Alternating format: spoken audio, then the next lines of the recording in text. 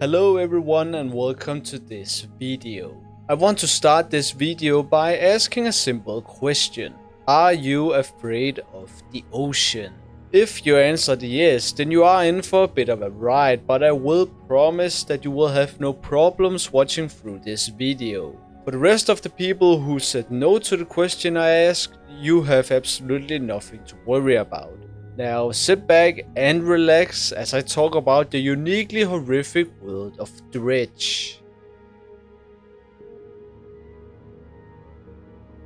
Right from the moment the first cutscene starts playing, you are basically thrown into this beautiful and horrific world that is waiting to be explored. And after you recover from your accident, there is no time wasted as you immediately get a new boat since the last one got destroyed. The whole game of Dredge is artistically also very inviting and unique due to its focus on both simple and complex geometric shapes, which makes the environment ooze of comfort and peace. And as you sail out on adventure, you get to explore this incredible open world with tons of small villages, islands and mysterious structures. It's one of those games where you can very easily forget about the main gameplay because you get lost looking for everything there is to explore. And when you finally get back to fishing, it's just relaxing to find a spot, cast your fishing rod down there and reel in whatever you find down there.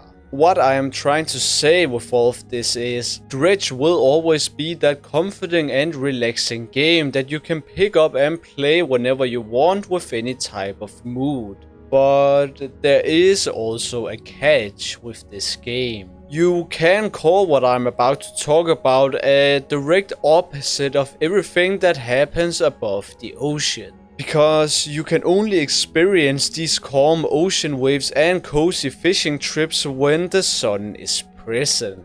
Basically meaning you can only relax during the day in this game. Mostly anyway. And I think that this is a perfect time to talk about the creatures that live under the sea.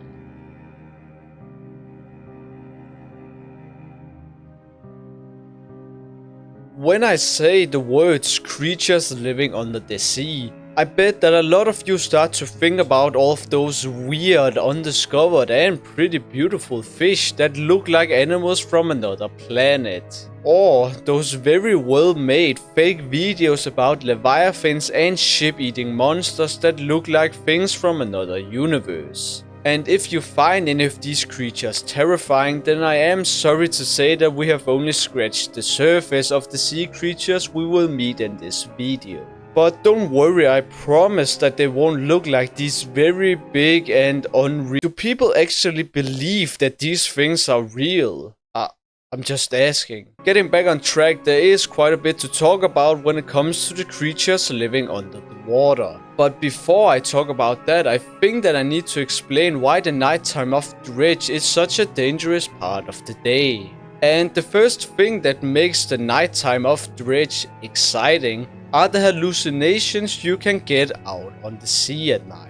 Now, the thing that controls the different types of hallucinations you can get is the panic meter. This meter during the daytime is usually sitting at 0 depending on the upgrade you use, meaning that you are safe from any hallucinations. But when you sail during the night, your panic meter will slowly begin to rise, which will make you hallucinate. You are of course not in an immediate dangerous situation just because your panic meter starts going up. But if you're not careful and don't find a dock in time, you will start to experience dangerous hallucinations, which can lead to your boat taking massive amounts of damage. Now, all of this just sounds annoying, but are these hallucinations really that scary? Well, let me just show you.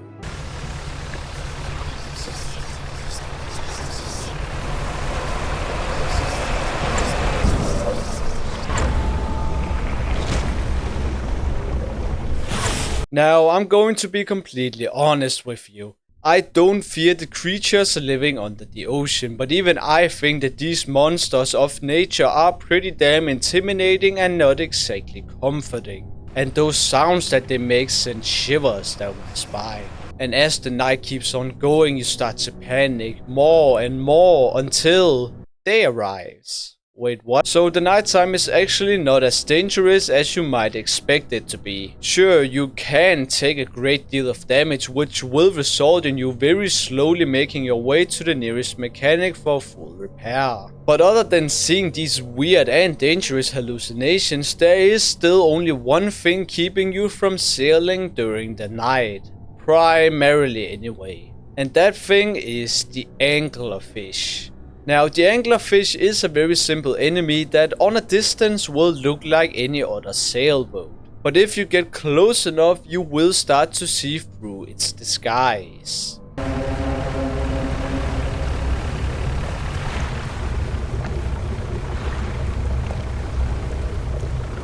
And if you are fast enough, you can escape from the jaws of this beast and sleep through the night at an island or village. But if you are too slow or don't have enough protection, then this thing will end you. And on that note, I think it's about time we leave the night behind us for a while and return back to the day. Because even though it's not as dangerous to sail during the day, I would still argue that it's scarier than sailing during the night. Now, the reason I think this is because of the other creatures that inhabit the world of Dredge. These sea creatures aren't just bigger but more detailed and louder than the anglerfish, making them more realistic and terrifying. Now, to quickly in no particular order go over the boss creatures you can meet in Dredge, we have to start at Stellar Bay. This place is home to a giant serpent with sharp teeth and one eye. Now, this thing is actually not that scary when you find out how easy it is to avoid or dodge its attacks. But I will say that it's pretty terrifying to sail into this area for the first time, only for this long fish to appear and start attacking out of nowhere. But if we now make our way over to Stellar Basin, there is, in my opinion, a much scarier monster at the center of this place. Upon sailing to the middle of the bay, you can see a bunch of seagrass swaying in the water. But if we stay here, then we will get attacked.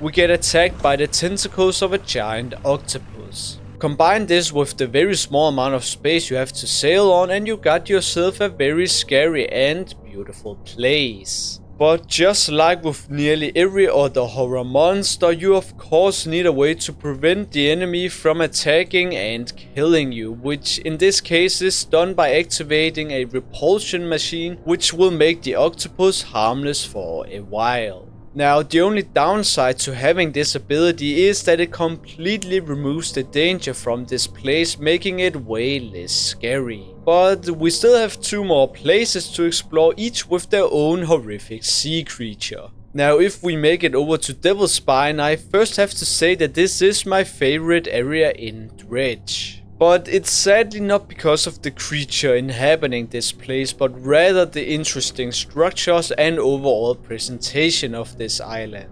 Now, I am not saying that the big pirate fish that swims around Devil's Spine is a pushover or not scary. I just didn't have any horrific encounters with this thing, and due to the area being so big, there is a good chance if you navigate it correctly that you will never get attacked by this fish. And for the record, I think that the design for the pirate fish is just okay and certainly not scary compared to the other ones I have already talked about. And on that note, let's take a look at the last island and the dangers that are there.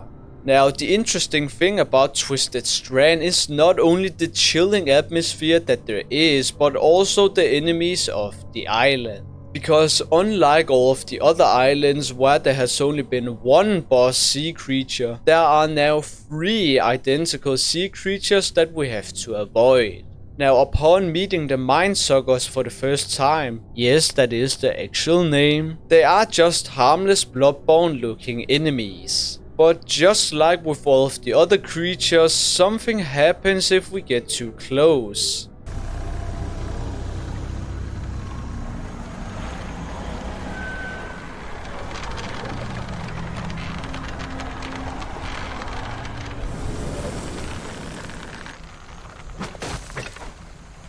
Now this, along with the pretty scary design of these guys, is what in my opinion makes the Mindsuckers the scariest sea creature in Dredge. Right up until the moment you permanently get rid of them. You do this by luring them into traps where they are killed off for good. And you don't even get to decide if you want to kill them because it's a requirement in order to progress the story. But up until that point, they are without a doubt, in my opinion, the scariest sea creature in Dredge because of their design, attack and unpredictable encounters. The only negative that there is to them is that they are pretty easy to avoid if you know how to navigate this island. That was quite a bit about the sea creatures in Dredge, but I think that they do deserve the attention I am giving them because of the big role that they play in the game. But are the sea creatures the only thing that makes Dredge a uniquely horrific game? Mostly yes, but not quite. The last things that I have to cover before I end the video is the music, the sounds, the characters and endings in Dredge.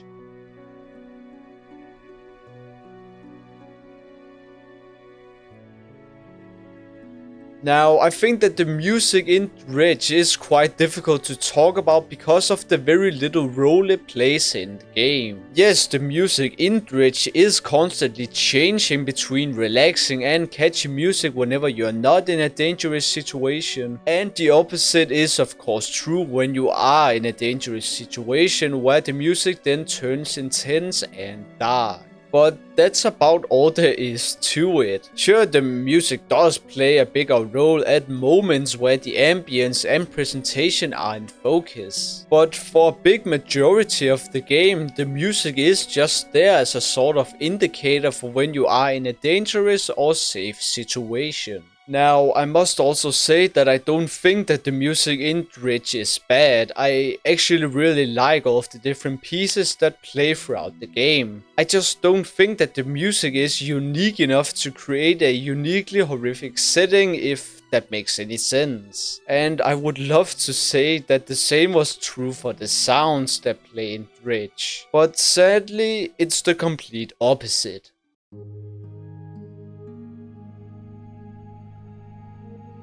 Now, before I start talking for another sum of time about this game, I will say that this is not an in-depth analysis of Dredge, which is why I won't go into every microscopic detail about this game's sound design, but I will still cover the most important parts in this segment. Now, just like with the music, there are also two primary genres of sounds that play throughout the game, with the first one being the chill and normal game sounds. Dredge is first of all a relaxing fishing game, meaning that the sounds also have to be relaxing and calm in order to make things believable. But upon exploring this world, we also encounter dangerous and horrific things where the sounds play an extremely important role. And I think that they nailed the horrific sounds that play whenever they are needed. Now, instead of talking about all of them because this video is already getting way too long, I thought that it's better if I just play a bunch of these horrific sounds so that you can get an idea of what it's like to explore and then out of nowhere get surprised while playing.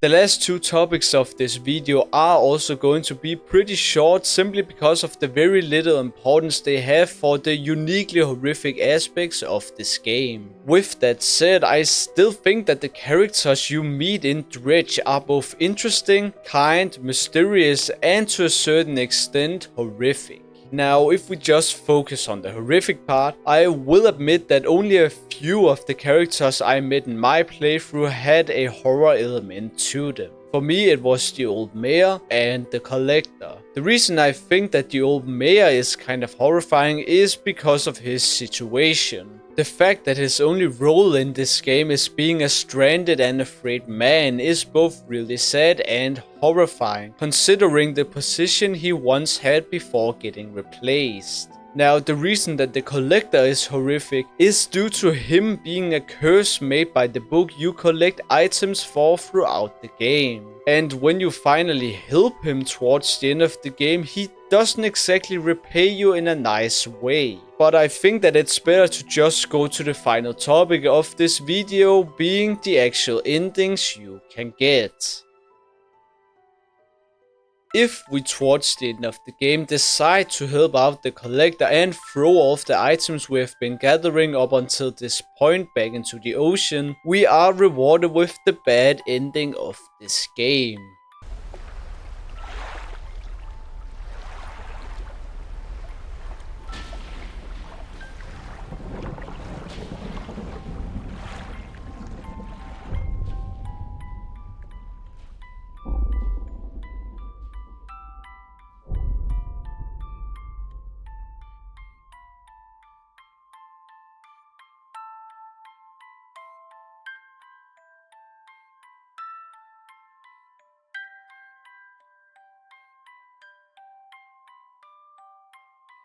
The almost happy end that we see in front of us quickly turns into one of the most mysterious and eerie cutscenes when this creature slowly rises from the ocean. And with the music box playing in the background, there is just pure horror left in this scene. But is the same also true for the good ending? Not really, but there is a little thing about the horror in this game that I've waited to mention up until now. I'll quickly show you the good ending and hope that you can spot the horrific part in this cutscene.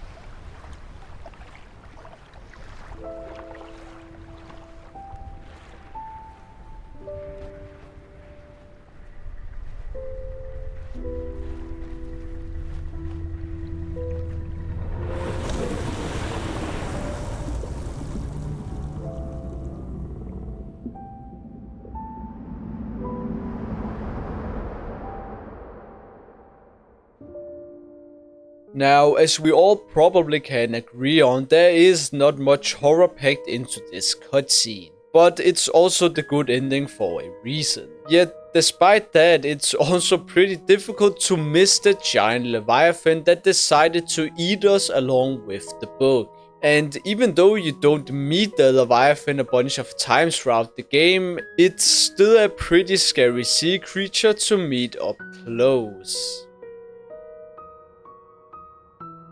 And on that note, I want to say thank you for watching this video all the way to the end. Now, if you have a topic that you would like me to cover in my next video, then please leave a comment about it down below. Remember to leave a like and a sub if you enjoyed the video. And until we meet again, bye bye!